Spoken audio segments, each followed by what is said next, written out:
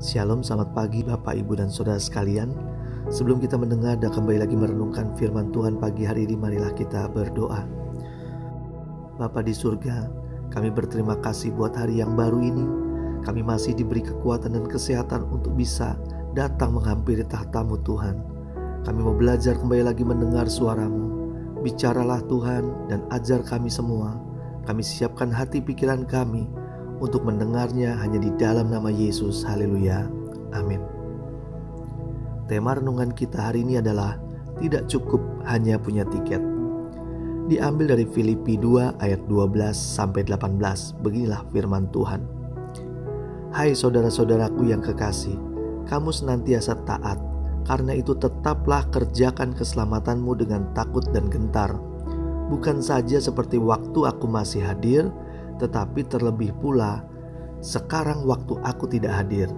Karena Allah lah yang mengerjakan di dalam kamu baik kemauan maupun pekerjaan menurut kerelaannya. Lakukanlah segala sesuatu dengan tidak bersungut-sungut dan berbantah-bantahan, supaya kamu tiada beraib dan tiada bernoda, sebagai anak-anak Allah yang tidak bercela di tengah-tengah angkatan yang bengkok hatinya dan yang sesat ini.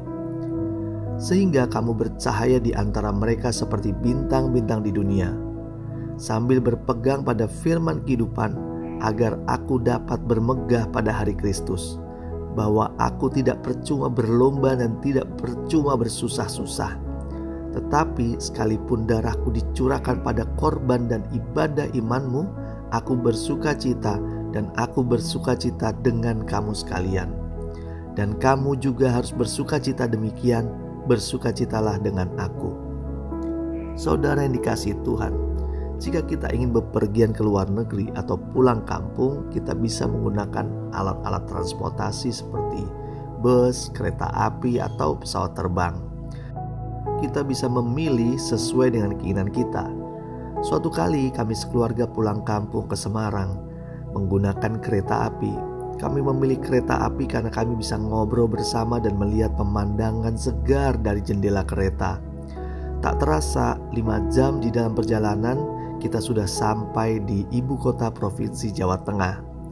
Kita bisa menggunakan moda transportasi lain seperti pesawat atau bus. Tetapi ada satu hal yang sama, yaitu bicara soal tiket.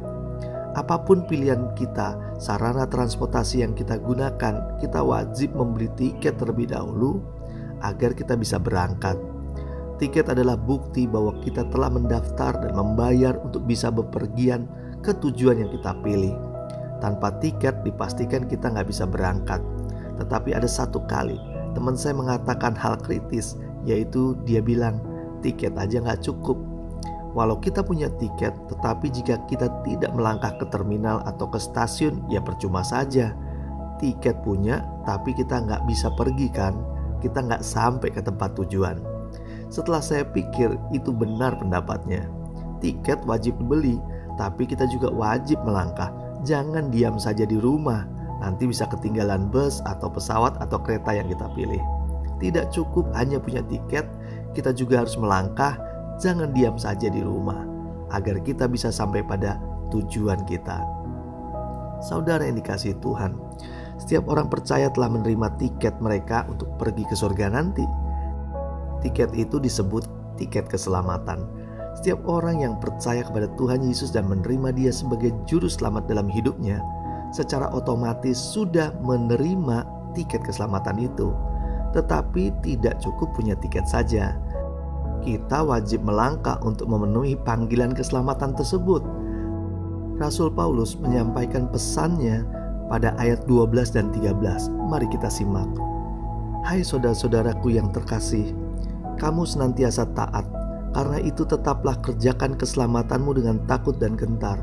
Bukan saja seperti waktu aku masih hadir, tetapi terlebih pula sekarang waktu aku tidak hadir. Karena Allah lah yang mengerjakan di dalam kamu baik kemauan maupun pekerjaan menurut kerelaannya. Ayat ini berbicara, menekankan kepada kita semua orang-orang yang telah menerima tiket keselamatannya harus mau mengerjakan panggilan keselamatan kita. Kita nggak bisa duduk diam dan menerima anugerah keselamatan itu saja. tetapi kita juga harus tunduk untuk mengerjakan keselamatan dengan serius, sehingga hidup kita tidak bercelah dan tidak bernoda, dengan cara berpegang terus pada firman Tuhan. Tuhan menekankan bahwa apa yang kita lakukan itu tidak akan sia-sia, bahkan Tuhan turut bekerja di dalam hidup kita untuk menggenapi rencananya yang indah. Jangan santai-santai jika kita sudah menerima tiket keselamatan, tetapi justru setelah menerima tiket itu, kita harus melangkah untuk mempertahankan keselamatan yang telah kita terima. Bahkan panggilan kita justru untuk bisa menyelamatkan banyak orang. Jadi gak cukup punya tiket keselamatan saja, tapi kita harus melangkah untuk memenuhi panggilan keselamatan tersebut. Marilah kita berdoa. Tuhan, kami berterima kasih untuk firman-Mu pagi hari ini. Kami mengerti saat ini tidak hanya memiliki keselamatan yang sudah Kau beri sebagai anugerah, tapi kami harus juga menjaganya dan mengerjakannya agar keselamatan itu benar-benar menjadi milik kami, Tuhan. Kami bersyukur pagi hari ini Kau Allah juga menyertai kami dan juga Allah yang memberkati kami. Kami mau menerima berkat-berkat Tuhan, berkat jasmani, berkat rohani, menyertai kami dari pagi, siang, sore hingga malam nanti. Kami terima semua berkat Tuhan itu hanya di dalam nama Yesus. Haleluya. Amin. Tuhan Yesus memberkati.